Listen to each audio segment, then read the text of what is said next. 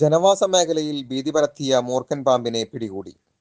എടക്കഴിയൂർ കിറാമൻകുന്ന് മസ്ജിദിന് സമീപം പരപ്പിൽ ബക്കറിന്റെ വീട്ടുപറമ്പിൽ നിന്നാണ് പാമ്പിനെ കണ്ടെത്തിയത്.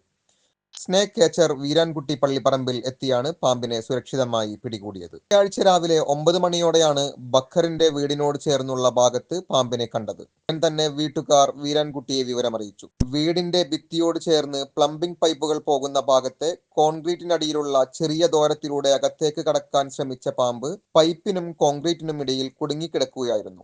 ഏറെ നേരത്തെ പരിശ്രമത്തിനൊടുവിലാണ് പാമ്പിനെ പരിക്കേൽക്കാതെ പുറത്തെടുക്കാനായത്. പിടികൂടിയ മൂർഖനെ വനംവകുപ്പിന് കൈമാറുമെന്ന് വീരാൻകുട്ടി അറിയിച്ചു. കഴിഞ്ഞ ഒരാഴ്ചക്കിടെ എടക്കഴിയൂരിന്റെ വിവിധ ഭാഗങ്ങളിൽ നിന്നായി 3 അണലി പാമ്പുകളെയാണ് പിടികൂടിയതെന്ന് വീരാൻകുട്ടി പള്ളിപ്പറമ്പിൽ പറഞ്ഞു. വേനൽ കടുത്തതോടെ അന്തരീക്ഷ താപനില ഉയരുന്ന സാഹചര്യത്തിൽ പാമ്പുകൾ തണുപ്പ് തേടി മാളങ്ങളിൽ നിന്ന് പുറത്തിറങ്ങാൻ സാധ്യത കൂടുതലാണെന്ന് അദ്ദേഹം മുന്നറിയിപ്പ് നൽകി. പകൽ സമയങ്ങളിൽ വീടിന് ചുറ്റും കാടും പടലവും വൃത്തിയാക്കി സൂക്ഷിക്കണമെന്നും പാമ്പുകളെ കണ്ടാൽ സ്വയം പിടിക്കാൻ ശ്രമിക്കാതെ വിദഗ്ധരുടെ സഹായം തേടണമെന്നും അദ്ദേഹം കൂട്ടിച്ചേർത്തു.